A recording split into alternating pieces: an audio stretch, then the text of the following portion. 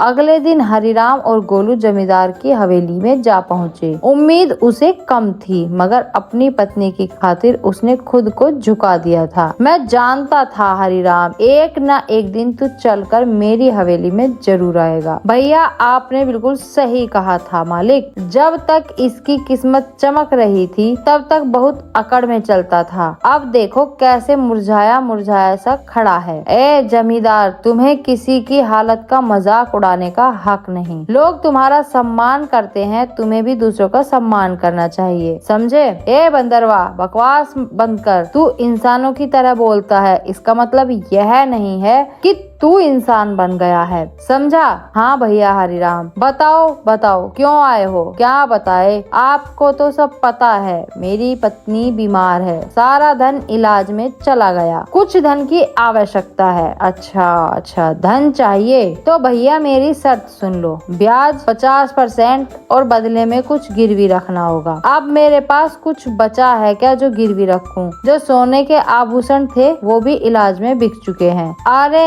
है ना, क्यों नहीं है? तेरे पास 2 बीघा जमीन है, भैया उसे गिरवी रखो। वक्त पर कर्जा चुकाएगा तो जमीन तेरी वरना मेरी, सीधा हिसाब बोलो। हरिराम सोच में पड़ गया। उसे अपनी पत्नी का जीवन बचाना था, मगर कीमत बहुत बड़ी थी। तो यह तो सरासर अन्याय है। तुम किसी की मजबूरी का फायदा उठा रहे हो। ऐसे तो हरिराम कभी कर्ज भी नहीं चुका पाएगा। हे हरिराम, पहले तो तू अपने पालतू बोलने वाले बंदर को ले जा यहाँ से, नहीं तो मेरा मन बदल गया तो तेरा काम हो गया। जब से आया है पटर पटर पटर पटर। चुप कर हरिराम, चलो मेरे साथ। यह कर्ज मत लो, चलो। गोलू, मेरे पास अब और कोई चारा नहीं है। अरे तुम बस चलो, मैं तुम्हारी मदद करूंगा ना। हाँ चलो मेरे साथ। हरिराम गोलू के साथ चला गया। हवेली के भीतर जमींदार और भीमा गुस्से से खोल रहे थे। ए मालिक, हरिराम तो हाथ से निकल गया। अरे चिंता मत कर बेटा, मजबूरी से फिर लौट आएगी। कितना दूर जाएगा वो? हरिराम गोलू के साथ घर पर आ पहुंचा और गोलू तुरंत वहां से चला गया। शाम तक गोलू लौटकर नहीं आया। हरिराम और अर्चना की चिंता बढ़ने लगी। गोलू अब तक क्यों नहीं आया? कहीं जमींदार ने उसे कुछ कर तो नहीं दिया? अरे पता नहीं कहाँ गया। मेरा मन भी बड़ा बेचैन है। रात बीत गई। सुबह सूरज की किरणों के साथ ही गोलू वहाँ पहुँचा, हाथ में एक चमकती जड़ी बूटी के साथ। अरे गोलू, तू कहाँ था? हमें लगा कहीं तू कहीं और तो नहीं चला गया। अरे मैं जंगल गया था उन साधु महाराज को ढूंढने जिनसे मुझे बोलने की शक्ति मिली थी। उन्हें मैंने सारी बात बताई और उन्होंने दया करके यह जड़ी बूटी दी है। उन्होंने कहा है कि इसे बड़ी से बड़ी बीमारी ठीक हो सकती है। हाँ, गोलू ने वो जड़ी बूटी अर्चना को दे दी। कुछ देर बाद अर्चना की आंखों में चमक लौट आई। मुझे बिल्कुल स्वस्थ महसूस हो रहा है, जैसे मैं कभी बीमार ही नहीं थी। अर्चना, तुम्हारी खांसी भी ठीक हो गई। और गोलू, तू तो हमारे लिए देवता बन गया। अगर तू नहीं होता तो मैं जमींदार से कर्ज लेकर अपनी खेती भी खो बैठता। हाँ, मेरी पत्नी तो ठीक है, लेकिन खेत में बीज डालने के पैसे तक नहीं बचे। मैं जानता था कि अर्चना के ठीक होने के बाद तुम्हें बीज की जरूरत पड़ेगी, इसलिए मैं साधु महाराज से बीज भी लेकर आया हूँ। हाँ, ये देखो। क्या बीज? हाँ, उन्होंने यह चमत्कारी बीज दिए हैं। अब देखो, अगर तुम इन्हें अपने खेत में बो दोगे तो ऐसी फसल उगेगी जो पूरे राज्य में किसी ने नहीं उगाई होगी, और सबसे पहले तुम्हारी फसल तैयार हो जाएगी। हाँ, मजा आ गया ना इतनी जल्दी। हाँ, लेकिन एक शर्त भी दी है साधु महाराज ने। जब तुम्हारा समय अच्छा हो जाए तब तुम उन लोगों की मदद करना जो जमींदार के कर्ज में दबे हुए हैं। अरे मित्र गोलू, तू मेरा सच्चा साथी निकला। हम दोनों मिलकर अच्छे से खेत में फसल बोएंगे। चल मेरे भाई। अगले ही दिन हरिराम, गोलू और अर्चना ने मिलकर खेत जोता, बीज बोया और आकाश की ओर देखकर मेहनत का वादा किया। कुछ ही दिनों में हरिराम के खेत में ऐसी फसल लहराई जैसे किसी ने पहले कभी नहीं देखी थी। गांव वाले चकित रह गए। अरे देखो रे देखो, हरिराम के खेत में तो जैसे सोने जैसी फसल लहरा रही है। आहा, हाँ, हमारी फसल तो अभी जमीन भी नहीं है और इसकी फसल भी तैयार हो गई और उसकी बीवी अर्चना जो कि महीनों बीमार रही अब रोज खेत में काम करती है। भैया यह तो कोई चमत्कार ही लगता है। कुछ दिनों बाद हरिराम की किस्मत बदल गई। चमत्कारी फसल ने उसे गांव का सबसे सफल किसान बना दिया। बाजार में उसके नाम की चर्चा फैल गई। हरि राम जपो राम नाम बन गया तू धनवान। जो सोचा था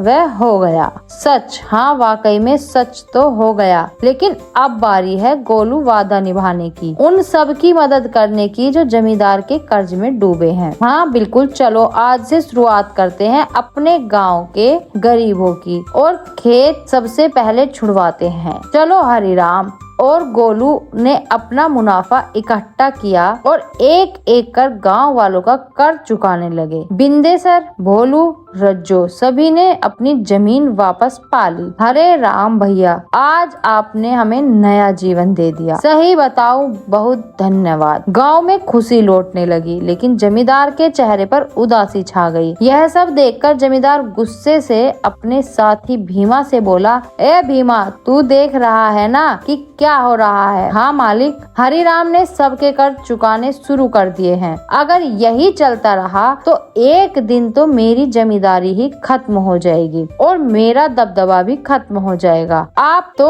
आदेश दीजिए मालिक कि करना क्या है। अब बहुत हो गया भीमा, अगर यह हरिराम ऐसे ही सबकी जमीन छुड़वाता रहा तो मेरा क्या बचेगा? मेरा दबदबा मेरी हवेली है। अरे मालिक, आप तो बस आदेश कीजिए, कल ही उसका काम तमाम कर दूंगा। सब खेत में काम करते वहीं खत्म कर दूंगा। कहिए, खून जमीन पर गिरे ऐसा मारना है साले को, ताकि सबके दिल में डर उतर जाए। जा हरिराम को मिटा दे। सुबह का सूरज उगा, लेकिन किसी तूफान से पहले की शांति जैसे लग रहा था। हरिराम खेत में बीजों को देख रहा था जो अब सोने जैसे चमकते दिखते थे। अरे गोलू, देख तो यह फसल तो जैसे गाना गा रही हो। तुम्हारे हाथ की छुवन में जादू है। हाँ बिल्कुल सही कह रहे हो अमित, इस बार की फसल सोने की फसल जैसी उगती हुई दिख रही है। वाह वाह। इतना बोलकर अचानक गोलू एक और हट गया। सच तो यह था कि गोलू को किसी की आहट की भनक लग चुकी थी। तभी वहाँ जमींदार और भीमा आ पहुँचे। भीमा के हाथ में लंबा बर्छा था। हरिराम झुका हुआ था। अब भुगतो किसान। जैसे ही भीमा ने हरिराम की ओर बर्छा फेंका, एक छलांग, एक चीख, एक वार, लेकिन हरिराम पर नहीं, गोलू पर नहीं।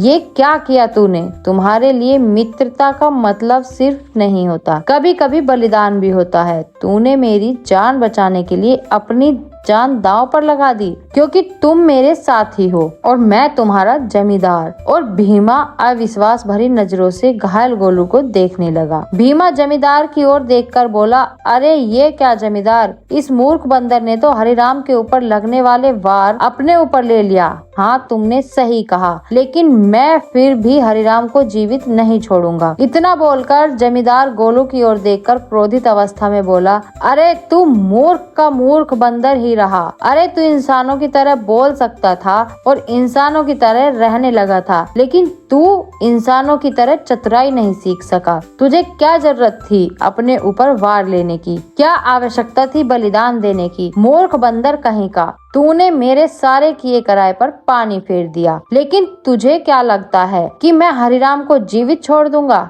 नहीं, मैं हरिराम को जीवित बिल्कुल नहीं छोड़ूंगा, क्योंकि उसकी वजह से ही मेरे गांव में दबदबा समाप्त हुआ है। तेरा यह बलिदान बेकार जाएगा रे मूर्ख बंदर। रुक जा। गोलू के होठों पर एक हल्की मुस्कान अब भी जिंदा थी। गोलू ने अपने मित्र हरिराम को मुस्कुराते हुए देखते हुए दम तोड़ दिया। तभी वहाँ वही साधु प्रकट हो गया जिसने गोलू को बोलने की शक्ति दी थी और जिसने गोलू को हरिराम की पत्नी को बीमार होने से बचाया था, जड़ी बूटी दी थी, जादुई बीज दिए थे। साधु क्रोधित अवस्था में जमींदार और भीमा की तरफ देखकर बोला, जिसने निर्दोष की जान ली उसका पाप अब उससे बदला मांगेगा। जमींदार और भीमा, तुम दोनों ने बहुत बड़ा पाप किया है। तुम्हें इस संसार में खुलेआम रहने का कोई अधिकार नहीं होगा। तुम दोनों समाज के लिए खतरा हो। रुक जाओ। इतना बोलकर साधु की क्रोधित आंखों से रंग बिरंगी किरणें निकलकर भीमा और जमींदार के शरीर पर पड़ने लगी और